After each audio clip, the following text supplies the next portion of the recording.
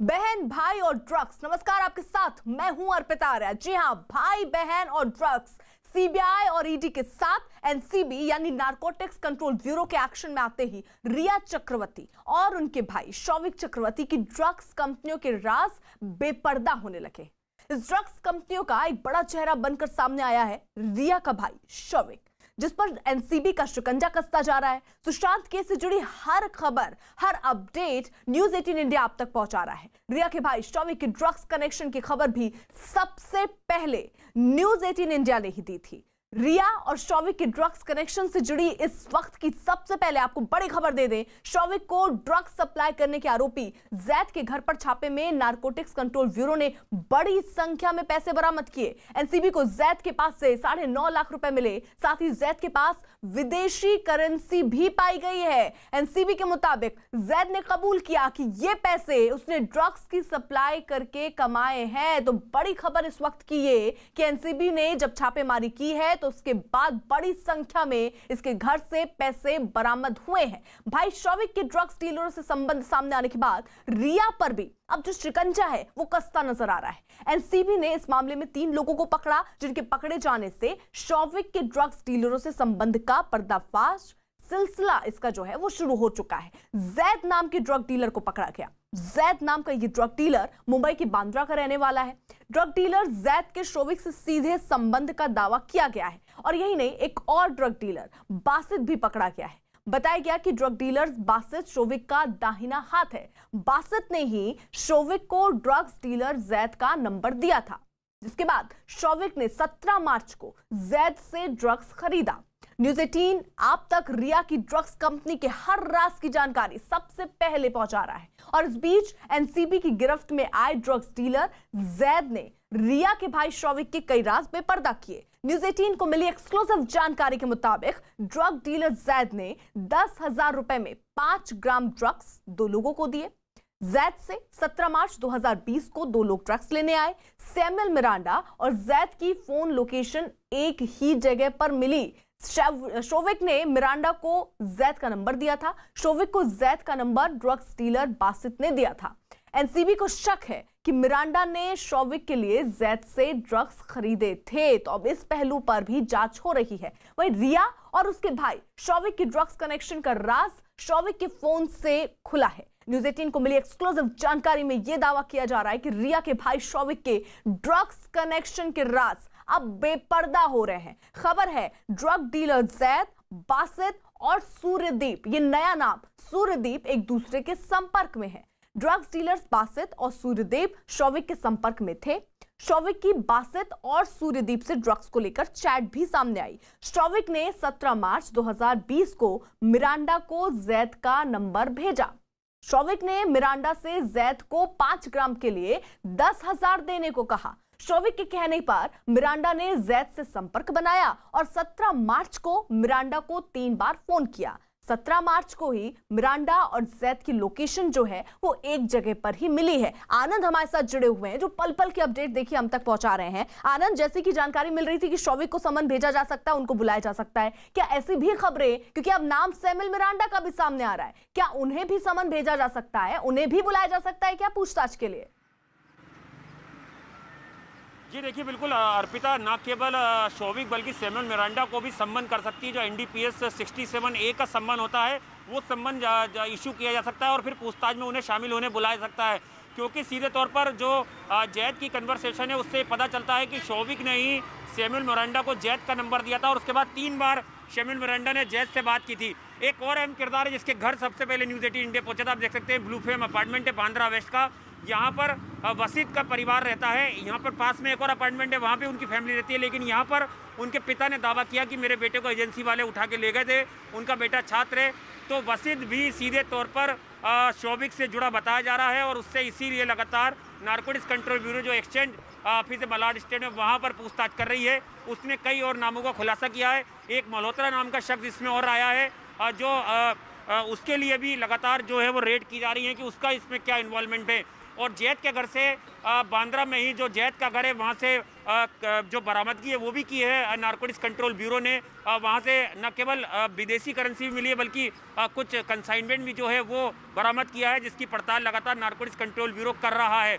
और जैसा कि मैंने आपको पहले बताया था कि जब से दिल्ली की टीम नारकोटिक्स कंट्रोल ब्यूरो की मुंबई आई है, जब से उनका पहला टारगेट ये है कि जो मुंबई में 10 सिंडिकेट काम करता है उसकी चेन तक पहुंचना है और आखिर कौन कौन लोग। बिल्कुल, यानी आनंद महत्वपूर्ण बात इसमें यह है कि अब जो पूछताछ हो रही है, जो छापेमारी हुई है, उसमें अब सबूत भी मिलते दिख रहे हैं। तो एक तरफ देखिए एनसीबी अपनी जांच कर रही है जिसको लेकर शोविक और मिरांडा को बुलाया जा सकता है पूछताछ के लिए। वहीं डीआरडीओ दफ्तर, डीआरडीओ गेस्ट हाउस के बाहर क्या हलचल है ये सीधे रुक कर लेते हैं अरुण से जानने के लिए। अरुण, क्योंकि सीबीआई वहां पर पूछताछ कर रही है इस केस से जुड़े हुए लोगों से, आज सिद्धार्थ पिठानी आप बता रहे थे अब से थोड़ी देर पहले पहुंचे, रिया के पिता पहुंचे, कोई और लोग हैं जो पहुंचे हैं और किस तरीके से जांच आगे बढ़ रही है, कोई जानकारी? देखिए, फिलहाल डीआरडीओ गेस्ट हाउस में जो सीबीआई की पूछताछ है वो 3 लोगों से हो रही है। उसमें सिद्धार्थ पिठानी हैं जो सुशांत सिंह राजपूत के सबसे करीबी थे। इसके अलावा सैमुअल मिरांडा जो उनका पूरे मैनेजमेंट के काम देखते थे, मैनेजर थे। इसके अलावा इंद्रजीत जरूर यहाँ पर रिया के पिता हैं जो रिटायर्ड आर्मी ऑफिसर हैं, उनसे भी पूछताछ कर रही है सीबीआई। आज की जो पूछताछ है वो फाइनेंशियल एंगल पर ज़्यादा केंद्रित है क्योंकि रिया चक्रवर्ती के पिता उनके फाइनेंशियल मैनेजमेंट के बारे में बात करते हुए सुने गए थे। शौविक भी उसमें शामिल था, रिया चक्रवर्ती भी शामिल थी। लेकिन ड्रग्स के एंगल को भी सीबीआई बहुत ही गंभीरता से ले रही है और जो नए नए खुलासे हो रहे हैं, रिया चक्रवर्ती के ड्रग पेडलर्स के साथ न सिर्फ चैट सामने आ रहे हैं बल्कि वो इंटरेस्टेड होकर के उसके बारे में पूछताछ भी कर रही है। हर रोज नया नाम आता है। आप देखिए कि सुशांत सिंह राजपूत के मामले में जो ड्रग्स के जितने भी नाम सामने आ रहे हैं वो रिया चक्रवर्ती से संबंधित हैं। आप शौविक की बात करिए, उनके भाई हैं। आप श्रुति मोदी की बात करिए, उनकी मैनेजर हैं। आप जया शाह की बात करिए, टैलेंट मैनेजर हैं। इसके अलावा गौरव आर्या की बात करिए, वो भी कह चुके हैं कि 2017 में उन्होंने ज़रूर जो है बातचीत की थी और वो रिया से उनकी बातचीत हुई थी। तो कुल मिला जुला करके सारे जो ड्रग्स के कनेक्शन हैं वो रिया से ही क्यों जाके जुड़ते हैं, इन सवालों का जवाब तलाश रही है ईडी हो, चाहे सीबीआई हो, चाहे नारकोटिक्स कंट्रोल ब्यूरो हो। तो फिलहाल डीआरडीओ गेस्ट हाउस में रिया चक्रवर्ती के पिता हैं, सैमुअल मिरांडा हैं और तीसरे जो शख्स हैं। बिल्कुल अरुण, रोक रही हूं मैं आपको क्योंकि बड़ी खबर आ रही है सुशांत केस में इस वक्त की एक और बड़ी खबर। जी हां, मुंबई के बांद्रा में ड्रग्स कनेक्शन में पकड़े गए बासित के पिता ने न्यूज 18 से बातचीत में कहा कि बासित एक छात्र है और उसका किसी भी तरह से ड्रग्स के धंधे से कोई लेना देना नहीं। बासित के पिता ने बताया कि पुलिस रूटीन पूछताछ के लिए बासित को ले गई है। तो जब न्यूज 18 की टीम उनके घर पहुंची है, फोन पर बात की है, तो लगातार उनके पिता का यही कहना है कि उसके बेटे का कोई लेना देना नहीं है और वो एक छात्र है और ड्रग्स से उसका दूर दूर तक कोई कनेक्शन नहीं है। रूटीन पूछताछ के लिए दरअसल उसके बेटे को बुलाया गया है और उससे पूछताछ हो रही है, लेकिन जाहिर तौर पर कोई ना कोई कनेक्शन एनसीबी ने जरूर देखा होगा और इसीलिए बासित को पकड़ा भी गया है।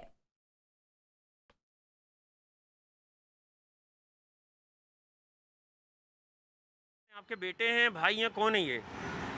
नहीं, मेरा बेटा है वो, बोलिए ना। तो एक बार आपका पक्ष जानना चाहते थे, उनको क्या डिटेन करा एजेंसी ने, नारकोटिक्स कंट्रोल ब्यूरो ने? डिटेन नहीं किया है वो, मतलब नॉर्मली रूटीन पूछताछ के लिए। वसित करते क्या है, वसित करते क्या है ये बता दीजिए। भाई वो स्टूडेंट है जी, कुछ नहीं है, समझ गया। तो क्यों उठाया एजेंसी ने, क्यों उठाया? इसके शौविक चक्रवर्ती संबंध सामने आए, रिया चक्रवर्ती के जो भाई हैं सुशांत सिंह। संबंध नहीं है जी, कोई संबंध नहीं है हमारे किसी के साथ में, वो स्टूडेंट है। आनंद हमारे साथ जुड़े हुए हैं जो इस बासित के घर पर मौजूद थे अब से थोड़ी देर पहले और वहां पर उनके पिता से फोन पर बात की, जो साफ लग रहे आरोपों से इनकार कर रहे थे। आनंद, लेकिन जो छापेमारी हुई है वो जैद के घर पर शायद हुई है, अगर मैं करेक्ट नहीं हूं तो करेक्ट कीजिएगा। और क्या अब ये बासित के घर पर भी ऐसा कुछ प्लान है कि छापेमारी हो और सबूत भी इकट्ठे किए जा सके? जी देखिए अर्पिता, 2 लोग इसमें अहम किरदार हैं। जैद जो गिरफ्तार हो चुका है और वासित जिसको हिरासत में लेकर पूछताछ की जा रही है। मैं जिस जगह खड़ा हुआ हूं यहीं पर ब्लू फेम अपार्टमेंट पे जो वसित का घर है, उसके फादर से हमारी बात हुई। उन्होंने माना, उन्होंने कबूल किया कि हाँ मेरे बेटे को एजेंसी ले गई थी, लेकिन ड्रग्स के नाम पर वो कन्नी काट के उन्होंने कहा कि मेरे बेटे का ड्रग्स के कोई लेना देना नहीं है। लेकिन जैद के घर से जो बरामदगी हुई है, न केवल पैसे मिले हैं बल्कि विदेशी करेंसी मिली है, कुछ कंसाइनमेंट मिले हैं, वो तस्दीक करते हैं कि ये लोग ड्रग्स के धंधे से जुड़े हुए थे। जैद जो है वो बांद्रा में एक रेस्टोरेंट चलाता था और लॉकडाउन होने के बाद जब उसको लगा कि पैसों की तंगी हो रही है तो उसने ड्रग्स का जो काम है वो तेज़ी से आगे बढ़ा दिया और उसमें जैद की मदद जो की वो वसीद ने की। वसीद जो है वो शोभिक से जुड़ा बताया जाता है और जो नारकोटिक्स कंट्रोल ब्यूरो के अधिकारी के जो सोर्स हैं उन्होंने कहा है कि जो 17 तारीख को 17/3/2020 को जो एक ड्रग्स की कंसाइनमेंट शोभिक ने ली थी वो जैद से ली थी और जैद का नंबर जो है शोभिक को वासिद ने दिया था कि आप मेरे कांटेक्ट से जैद से बात करिए। वहीं सैमुअल मिरांडा को सैमुअल मिरांडा जो है शोभिक ने सैमुअल मिरांडा को जैद का नंबर दिया था और कहा था कि वो बात करें, यानी कि ये पूरी चेन काम कर रही है। शोभिक के कहने पे सैमुअल मिरांडा जैद से 3 बार फ़ोन पे बात करते हैं, एक लोकेशन पर वो पहुंचते हैं, वहाँ पर मीटिंग करते हैं, 10,000 रुपये जैद लेने की बात कबूल करते हैं। तो कहीं ना कहीं ड्रग्स डीलरों से न केवल शोभिक के बल्कि सैमुअल मिरांडा के तार जुड़े नजर आ रहे हैं और यही वजह है कि और यही तार का जो कनेक्शन सामने आ रहा है, देखिए आनंद, उसी को लेकर अब पूछताछ का सिलसिला भी शुरू होने वाला है भाई बहन की ड्रग्स कनेक्शन पर। इस वक्त की एक और बड़ी खबर, रिया के भाई शोभिक पर नारकोटिक्स कंट्रोल ब्यूरो का जो शिकंजा है वो कसता जा रहा है। एनसीबी ने शोभिक से पूछताछ के लिए समन जारी किया है। ड्रग्स डीलरों से शोभिक के कनेक्शन का पर्दाफाश होने के बाद एनसीबी ने शोभिक से पूछताछ की पूरी तैयारी कर ली है और जानकारी मिल रही है कि शोभिक को अब समन भी भेजा जा सकता है। यानी एक तरफ जहां सीबीआई लगातार उनसे पूछताछ कर रही थी, हालांकि वो आज नहीं पहुंचे हैं पूछताछ, उनको नहीं बुलाया गया है पूछताछ के लिए, लेकिन एनसीबी का शिकंजा जो है वो कस रहा है और जल्द ही शोभिक को पूछताछ के लिए बुलाया जा सकता है। एनबीसी के जो सूत्र हैं वो बता रहे हैं कि ड्रग्स डीलर ने माना है कि शोभिक ज्यादातर बट यानी गांजा खरीदता था और ड्रग्स खरीदने के लिए कैश और ऑनलाइन पेमेंट करता था। पूछताछ में यह भी बात खुली कि शोभिक दूसरे ड्रग्स डीलरों के संपर्क में भी था। जाहिर है इस बात के खुलने के बाद, मामला सामने आने के बाद अब एक नया मोड़ हो रहा है जो सुशांत केस की शक्ल और सूरत ही बदल देगा। सुशांत केस में आया एक जबरदस्त ट्विस्ट।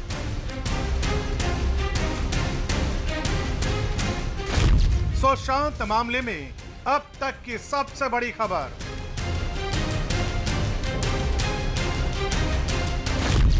सुशांत केस में ड्रग्स कंपनी का बड़ा पर्दाफाश।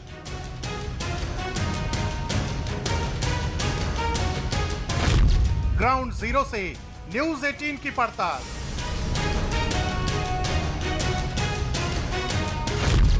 ड्रग पैडलर ने लिया रिया के भाई का नाम।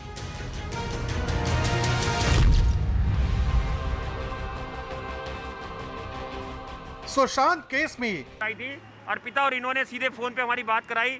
जो वसीद का परिवार यहाँ पर रहता है और ये ब्लू फेम अपार्टमेंट आप देख सकते हैं, यहीं पर ऊपर जो है वो वसीद का घर है यहाँ पर, और उसके जो रिजवान परिहार है वो उनके पिता हैं जिनसे हमने फोन पे अभी बात की। उन्होंने माना है कि यहाँ एजेंसी ने उनके बेटे से पूछताछ की है।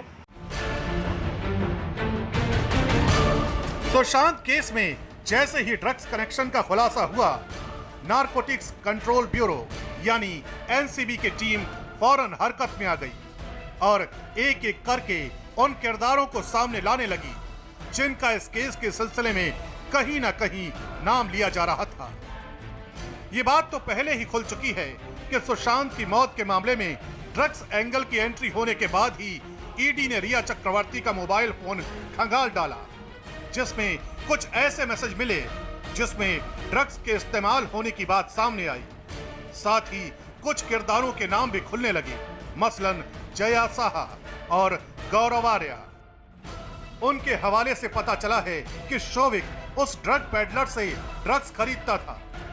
न्यूज 18 की पड़ताल में यह खबर भी सामने आई है कि शोभिक ड्रग्स खरीदता ही नहीं था बल्कि वो खुद भी ड्रग्स का सेवन करता था।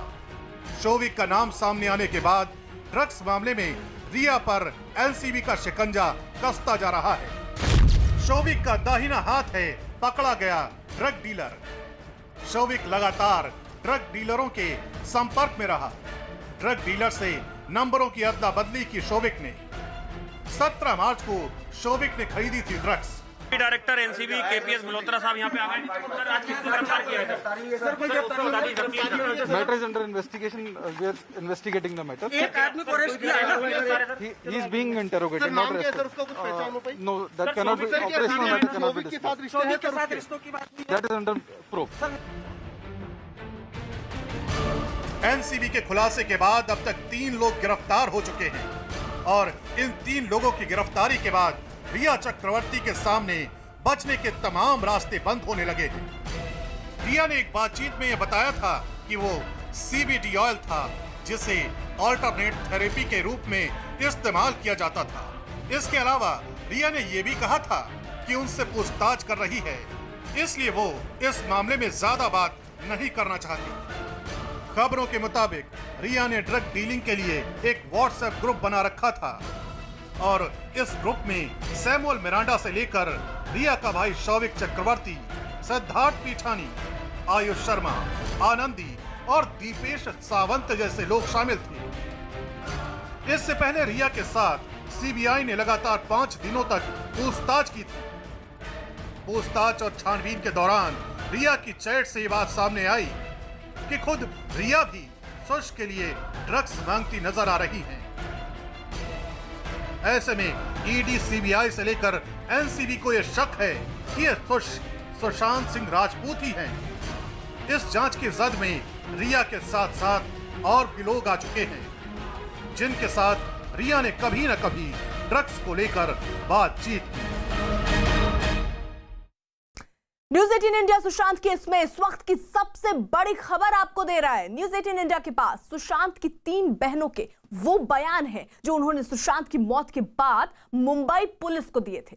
सुशांत की तीनों बहनें नीतू, प्रियंका और मीतू के बयान की एक्सक्लूसिव कॉपी सिर्फ न्यूज 18 इंडिया के पास है। तीनों बहनों ने सुशांत की जिंदगी और फिल्मों में कामयाबी के साथ ही उनकी बीमारी का भी जिक्र किया है इस बयान में।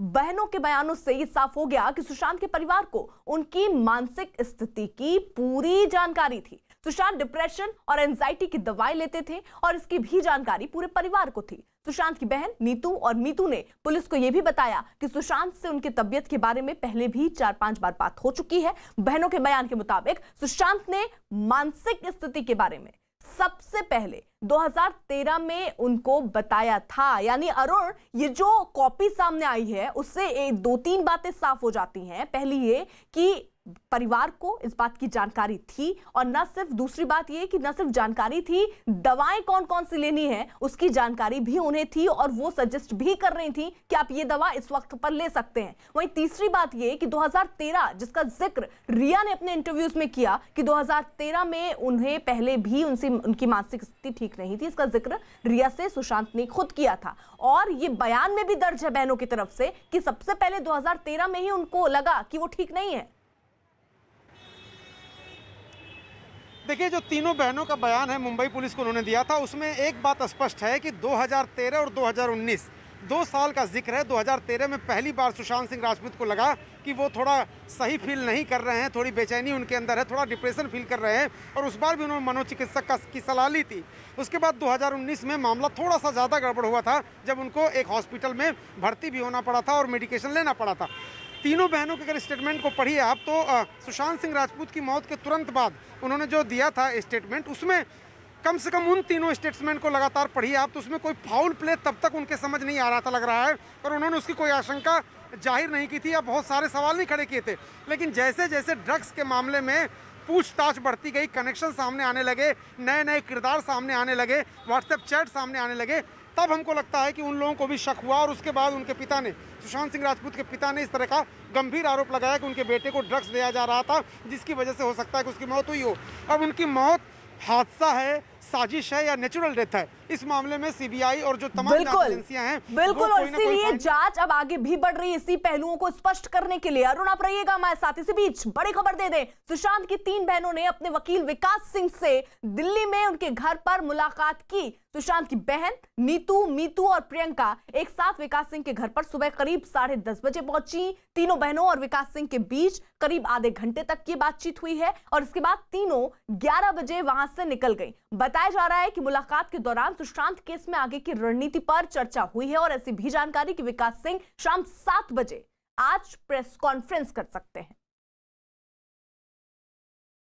सुशांत सिंह राजपूत की तीनों बहनें नीतू, मीतू और प्रियंका अपने कानूनी सलाहकार और वकील विकास सिंह से मिलने के लिए डिफेंस कॉलोनी के उनके आवास पर पहुंचे थे।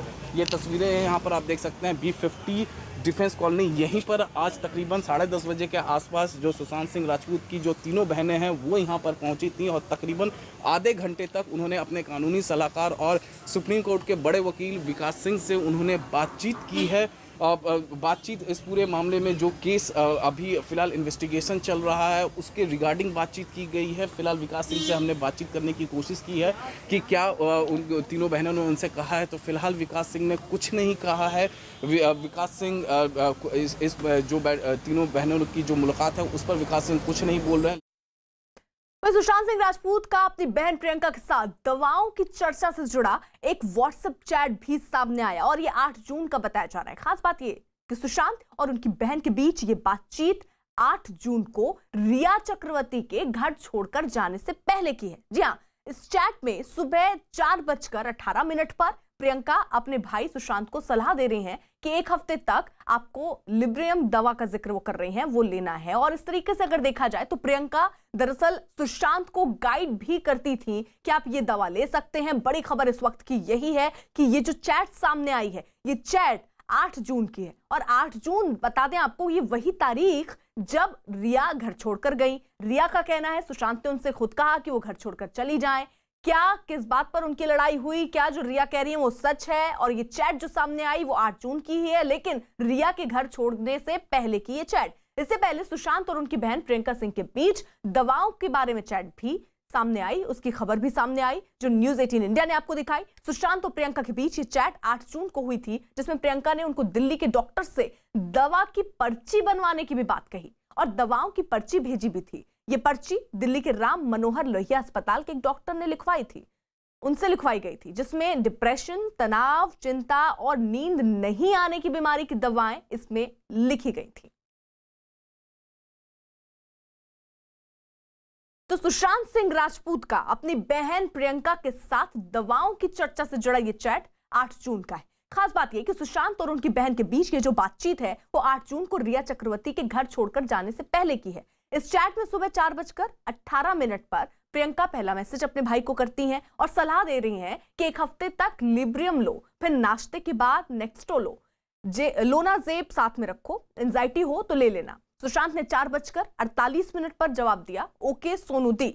इसके बाद सुशांत ने सुबह 5:11 पर लिखा कि कोई भी ये दवाइयां बिना डॉक्टर की पर्ची के नहीं देगा। जवाब में प्रियंका ने लिखा 5:12 पर कि मैं कुछ इंतजाम करती हूं। फिर प्रियंका ने सुबह 5:28 पर मैसेज लिखा, मेरी दोस्त तुमको मुंबई के अच्छे डॉक्टर से मिलवा देगी, सब कुछ गोपनीय रहेगा, तुम बिल्कुल फिक्र मत करना। इसके बाद प्रियंका सुबह 7:09 पर सुशांत को मैसेज करती हैं कि ये पर्ची दिल्ली के डॉक्टर की है लेकिन इससे कोई फर्क नहीं पड़ना चाहिए।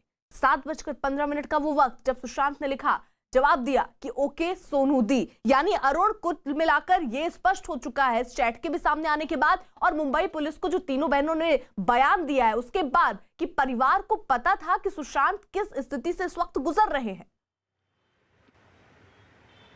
देखिए, निश्चित रूप से तीनों बहनों के स्टेटमेंट को देखिए मुंबई पुलिस के, अगर उन्होंने अपना स्टेटमेंट अब सीबीआई को अगर दे रही हैं या देंगी और उसमें कोई बदलाव नहीं किया तो कम से कम उन तीनों स्टेटमेंट से बात साफ है कि आज से नहीं लगभग 6-7 साल से इन तीनों बहनों को पता था। और अगर तीनों बहनों को पता था तो क्या ये मुमकिन है कि उनके पिता को ये बात पता नहीं थी?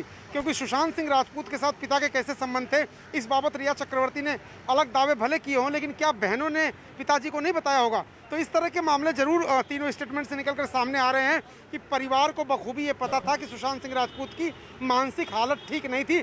खास तौर से 2019 में, 2013 में एक वाक़या आया था और उसके बाद उन बहनों का कहना है स्टेटमेंट में कि वो जब उनको समझाया गया उसके बाद वो ठीक हो गए, बहुत ही अच्छे तरीके से अपना काम कर रहे थे और कई हिट फिल्में भी थी। लेकिन 2019 में जो उनको मेंटल स्थिति का सामना करना पड़ा था वहाँ पर वो कुछ ज़्यादा ही दबाव में थे और इसलिए उनको मेडिकल सहायता भी लेनी पड़ी थी। डॉक्टर का नाम भी बाकायदा लिखा हुआ है।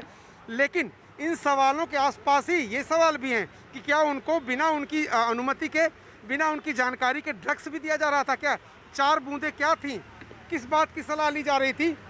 और मुझे लगता है कि जैसे इस सौविक और जया शाह, श्रुति मोदी, इन लोगों का नाम आया और रिया चक्रवर्ती और ड्रग पेडलर्स के साथ उनकी बातचीत आई, गौरव आर्या के साथ बातचीत आई। मुझे लगता है तब जांच का दायरा और ज़्यादा बढ़ गया और इस बीच कंगना रनौत लगातार एक के बाद एक खुलासे कर रही हैं और वो दावा कर रही हैं कि 99% पार्टियों में ड्रग्स का इस्तेमाल होता है। और उन्होंने अब नाम लेकर के बॉलीवुड अभिनेताओं के ये आह्वान किया है, उनसे गुजारिश की है कि वो सामने आकर के बताएं। अरुण, मैं रोक रही हूँ आपको। बड़ी खबर इस वक्त आ रही है सुशांत केस में। इस वक्त की एक और बड़ी खबर, सुशांत के लिए बांद्रा के जिस मेडिकल स्टोर से 2 बार दवाएं खरीदी गई, उसकी पर्ची भी अब सामने आई है। सुशांत के लिए पहली बार डॉक्टर निकिता शाह के प्रिस्क्रिप्शन पर इस मेडिकल स्टोर से 31 अक्टूबर 2019 को 400 रुपए की 3 दवाइयां खरीदी गई और इसके बाद दूसरी बार डॉक्टर करसी चावड़ा, जिसका जिक्र रिया अपने बयानों में करती रही हैं, उनके प्रिस्क्रिप्शन पर 10 जनवरी को इसी साल दूसरी बार 2500 की 9 दवाइयां खरीदी गई थी। दोनों बार ये दवाइयां 10 दिन की खरीदी गई थी।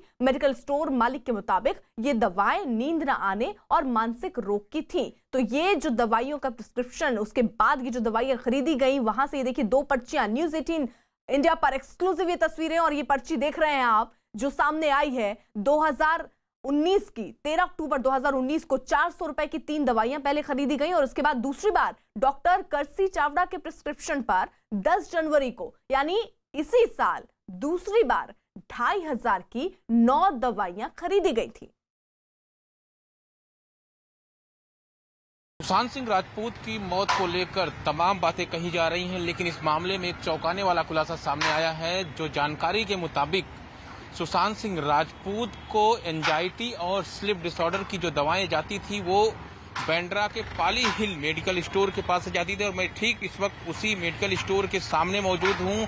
सोलंकी मेडिकल स्टोर से ही 2 बार जो है दवाएं सुशांत के लिए खरीदी गई थी और जो मेडिकल स्टोर के मालिक ने जानकारी दी है उसके मुताबिक 31 अक्टूबर 2019 और 10 जनवरी 2020 को 2 बार ये दवाएं यहां से खरीदी गई थी और जो प्रिस्क्रिप्शन दिया था उसमें पहला प्रिस्क्रिप्शन जो था अक्टूबर का प्रिस्क्रिप्शन था वो डॉक्टर निकिता शाह और दूसरा प्रिस्क्रिप्शन था डॉक्टर केसरी चावड़ा। ये 2 डॉक्टर थे जिनके प्रिस्क्रिप्शन के बाद जो है ये दवाएं यहां से खरीदी गई थी और मेडिकल स्टोर के मालिक से जब हमारी बातचीत हुई तो उन्होंने कहा कि सुशांत नहीं बल्कि उनका स्टाफ या कोई ड्राइवर जो है ये दवाएं लेने आता था। तो सुशांत सिंह राजपूत जो दवाइयां लेते थे उनमें ज्यादातर तनाव, डिप्रेशन, नींद न आने और एंजाइटी जैसी बीमारियों के मरीजों को दी जाती थी। लोनाजेब दवा जिसका जिक्र हो रहा है बेचैनी, तनाव और पैनिक अटैक होने पर यह दी जाती है। डिक्सिट 50 mg डिप्रेशन की शिकायत होने पर दी जाती है। फ्लूनल 20 mg भी डिप्रेशन के मरीज को ही दी जाती है। एंटीवेन 1 mg नाम की ये जो दवा है वो गंभीर किस्म की एंजाइटी होने पर दी जाती है। क्यूपिटिम 50 mg मानसिक स्थिति बिगड़ने की स्थिति पर मरीज को दी जाती है। मेलेटोनिन 3 mg नींद से जुड़ी दिक्कतों के लिए दी जाती है, जबकि मोडालर्ट 100 mg दिन में बहुत नींद आने की शिकायत पर दी जाती है और एंटिलाम पॉइंट्स 5 mg टैबलेट जो है वो एंजाइटी और अनिद्रा के मरीज को दी जाती है। तो जो जिक्र है दरअसल यहाँ पर दवाइयों का, वो दवाइयां क्यों दी जाती हैं वो दरअसल हम आपको बता रहे हैं। और यही दवाइयों की लिस्ट जो सामने आई है वो दुकान जो अभी अब से थोड़ी देर पहले हमने आपको दिखाई जहां से 2 बार ये दवाइयां खरीदी गई थी। दरअसल लोनाजेब जिसका जिक्र कई बार अभी तक सामने आ चुका है, ये जो दवा है वो बेचैनी, तनाव और पैनिक अटैक पर दी जाती है। डेक्सिड 50 mg जो है दवा है वो डिप्रेशन की शिकायत पर दी जाती है। फ्लूनल 20 mg जो है वो डिप्रेशन के मरीज को दी जाती है। एंटीवेन जिस दवा का नाम इस लिस्ट में है वो 1 mg वो नाम की जो दवा है वो गंभीर किस्म की एंजाइटी पर दी जाती है। क्यूपिटिन 50 mg मानसिक स्थिति बिगड़ने की स्थिति में मरीज को दी जाती है। मेलेटोनिन 3 mg नींद से जुड़ी अगर कोई दिक्कत है तो डॉक्टर आपको वो दवा देते हैं, जबकि मोडालर्ट ये जो है वो 100 mg दिन में बहुत नींद अगर आपको आती है तो उसकी शिकायत अगर होती है तो डॉक्टर आपको देते हैं। वही एंटिलाम पॉइंट्स 5 mg टैबलेट एंजाइटी और अनिद्रा के मरीजों को दी जाती है और यही सारी दवा दरअसल खरीदी गई थी। सुशांत की बहनों के बयान के बीच सुशांत की पूर्व मैनेजर श्रुति मोदी के वकील ने सुशांत के परिवार पर बड़ा हमला बोला। इस केस में रिया के साथ ही श्रुति मोदी भी जांच एजेंसियों के रडार पर है, लेकिन श्रुति की वकील ने आरोप लगाया कि सुशांत का परिवार जानबूझकर खुदकुशी को हत्या साबित करने की कोशिश में है और उन्होंने सुशांत के 14 करोड़ के लाइफ इंश्योरेंस और उनकी प्रॉपर्टी को इसकी बड़ी वजह बताया है। मुझे बताया गया है तीनों बहनें यूनाइटेड थी और उनका नॉमिनेशन भी था बैंक अकाउंट्स में और उस हिसाब से जो है वो उसको पूरा कंट्रोल करना चाहती थी। प्रॉपर्टी के नाम पे सुशांत के पास कोई बहुत लंबी चौड़ी प्रॉपर्टी नहीं थी क्योंकि ज़्यादातर चीज़ें भाड़े की थी। एक पावना या कहीं पे उनका फ्लैट जरूर था, तो प्रॉपर्टी का तो था ही, प्लस बैंक बैलेंस वगैरह जो है उसको कैप्चर करने की कोशिश की जा रही थी। ऐसा उभर के सामने आया है। तो जो भी मामला है वो पूरा रुपये पैसे के लेन देन का है। 14 करोड़ का बीमा था और शायद बीमे की रकम जो है अनलेस की अबेटमेंट की बात आती है सुसाइड के लिए या हत्या की बात आती है तब तक बीमा कंपनी रिलीज़ नहीं करती। तो हो सकता है अगर ऐसा कोई बीमा रहा होगा तो असली फाइट जो है उसी के लिए है।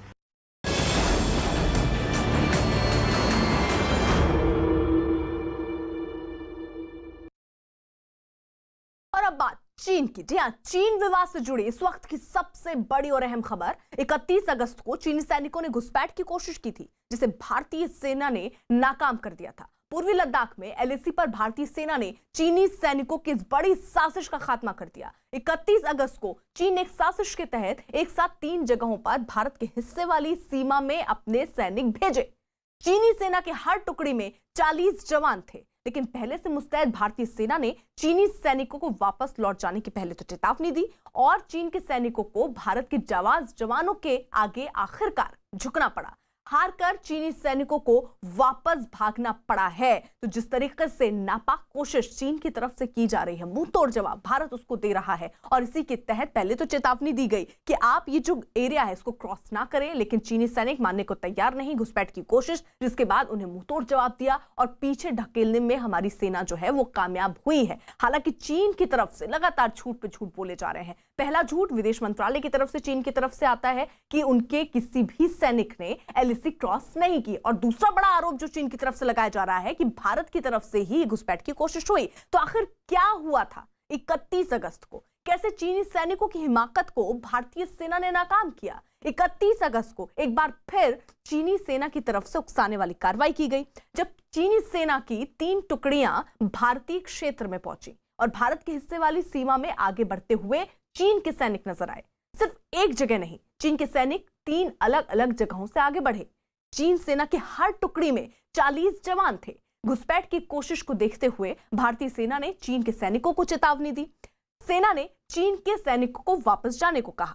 2 घंटे तक दोनों सेनाओं के बीच तनातनी चलती रही और आखिरकार भारतीय सेना की सख्ती से चीनी सैनिकों को वापस भागना पड़ा है। मजबूर भारतीय सेना ने कर दिया उन्हें।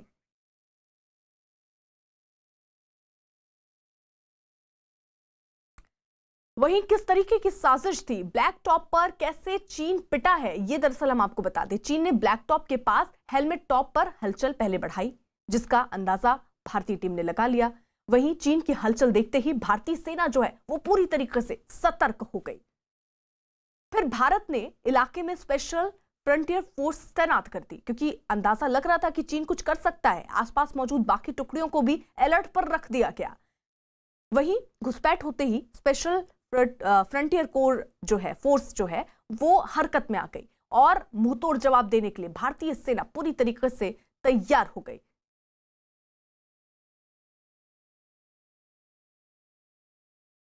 तो ब्लैक टॉप पर भारतीय सेना ने चीन के जवानों के धक्के मारकर उन्हें बाहर निकाल दिया। चीन की सेना ने ब्लैक टॉप पर कब्जे की साजिश रची थी, लेकिन वहां तैनात भारतीय जवानों की चीनी फौज के मूवमेंट पर पैनी नजर थी और जैसे ही चीनी सैनिक आगे बढ़े, भारतीय सेना के जवानों ने उनके कैमरे, उनके सर्विलेंस सिस्टम उखाड़ कर फेंक दिए और उन्हें ब्लैक टॉप से भागने को मजबूर कर दिया। एलएसी पर भारत ने चीन को मुंहतोड़ जवाब दिया।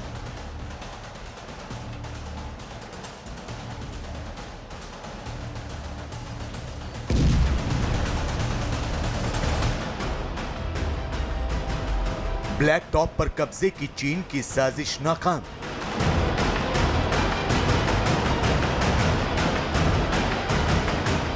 ब्लैक टॉप को भारत ने चीन के चंगुल से छीन लिया।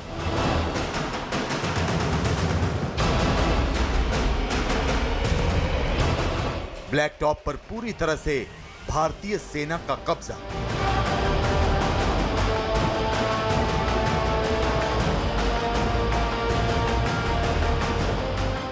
भारत ने ब्लैक टॉप से चीनी जवानों को खदेड़ दिया।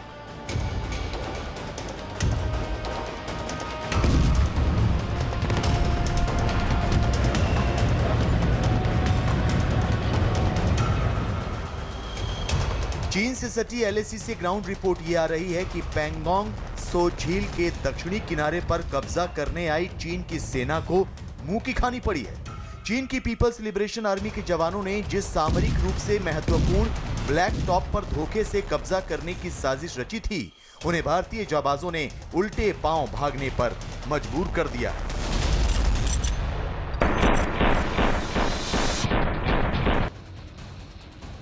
जिस ब्लैक टॉप पर चीनी सेना के जवान 29 से 30 अगस्त की दरमियानी रात में कब्जा करने के इरादे से आए थे, वो एलएसी पर सुरक्षा के लिहाज से बहुत ज्यादा अहम है। पैंगोंग त्सो झील के दक्षिणी हिस्से में है सामरिक रूप से सबसे महत्वपूर्ण चोटी ब्लैक टॉप, क्योंकि ब्लैक टॉप से चुशुल सेक्टर में बनी चौकियों पर नजर रखना बेहद आसान हो जाता है। मिलिट्री साइंस के जो स्टूडेंट हैं वो इस बात को बहुत अच्छी तरह से समझते हैं। तो attack is the best defence.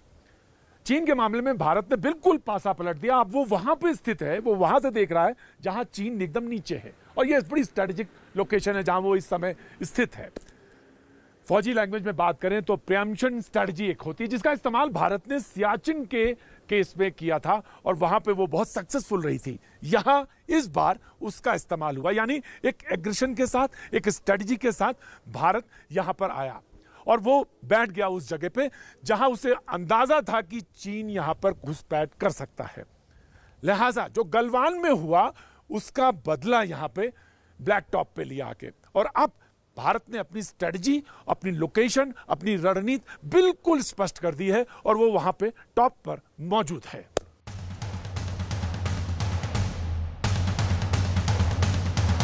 Ladakh में मौजूद न्यूज 18 की टीम को पता चला है कि ब्लैक टॉप पर भारत के मजबूत पोजीशन में पहुंचने की वजह से चीन को तगड़ा झटका लगा है। ब्लैक टॉप एलएसी पर भारत के हिस्से में है, लेकिन चीन इस पर कब्जा करके भारत को घेरना चाहता था, क्योंकि ब्लैक टॉप के ही पास हेलमेट टॉप है जिस पर चीन के जवानों की मौजूदगी बताई जाती है। लेकिन ब्लैक टॉप पर मजबूत स्थिति में आने की वजह से चीन की करतूतों पर लगाम लगाने में मदद मिलेगी।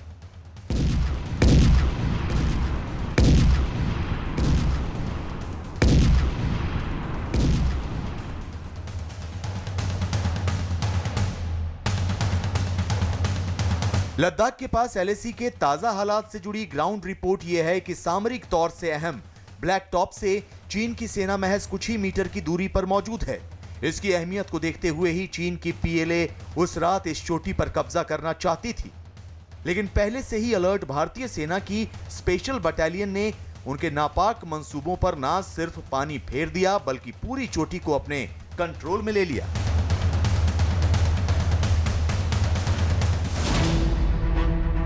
बड़ी बात यह है कि भारत ने वास्तविक नियंत्रण रेखा के पास चीन पर भारी बढ़त लेते हुए ब्लैक टॉप के अलावा चुशुल के रेजांगला और रिकिनला में भी बड़ी संख्या में जवान तैनात कर दिए हैं, ताकि भविष्य में चीन किसी भी तरह का दुस्साहस करने से पहले 1000 बार सोचे। 1962 की लड़ाई के बाद पिछले 58 साल में जो अब तक नहीं हुआ था वो भारतीय जाबाजों ने कर दिखाया। ब्लैक टॉप पर भारतीय सेना के कब्जे से जुड़ी बड़ी खबर यह भी है कि भारतीय जवानों ने चीनी सैनिकों को खदेड़कर न केवल उसका गुरूर चकनाचूर किया बल्कि ब्लैक टॉप पर लगे चीन की सेना के कैमरे भी उखाड़कर फेंक दिए। भारत ने चीन की सेना के लगाए गए सर्वेलेंस सिस्टम को भी ब्लैक टॉप से हटा दिया है। ब्लैक टॉप में भारतीय सेना के कब्जे ने एक बार फिर दुनिया भर को दिखा दिया है कि माउंटेन वॉरफेयर में भारतीय जवानों का कोई जवाब नहीं है। 15-16 जून को गलवान वैली में हुई झड़प के बाद से ही ऊंचे पहाड़ों पर भारतीय सैनिकों की जाबाजी के बारे में दुनिया भर में चर्चा शुरू हो गई थी और गलवान की घटना के 75 दिन के अंदर भारतीय जवानों ने एक बार फिर ब्लैक टॉप की जंग में चीन को जोरदार पटखनी देकर साबित कर दिया है कि माउंटेन वॉरफेयर में भारतीय जवानों से टक्कर लेने का दम किसी में भी नहीं है। ब्लैक टॉप पर भारतीय सैनिकों के कब्जे की वजह से चीन की पीपल्स लिबरेशन आर्मी बुरी तरह से तिलमिला कर रह गई है। ब्लैक टॉप की रणनीतिक बढ़त से भारत ने चीन पर ऐसा थप्पड़ जड़ा है कि उत्तरी लद्दाख में LAC पर उसकी गर्दन ही भारत की पकड़ में आ गई है। ब्लैक टॉप पर भारत के कब्जे के बाद LAC पर पहली बार ऐसा हुआ है कि भारत चीन के मुकाबले डोमिनेटिंग पोजीशन में पहुंच गया है। इसी बढ़त को कायम रखने के लिए भारतीय सेना ने एक विशेष ऑपरेशन यूनिट और सिख लाइट इन्फेंट्री के जवानों के साथ एंटी टैंक गाइडेड मिसाइलों को पहाड़ की ऊंचाई पर तैनात किया है। भारत ने सीधा संदेश दे दिया है कि या तो शांति की भाषा समझो वरना हमारे इरादे साफ हैं कि ब्लैक टॉप तो सिर्फ एक शुरुआत है, अगर छेड़ोगे तो छोड़ेंगे नहीं।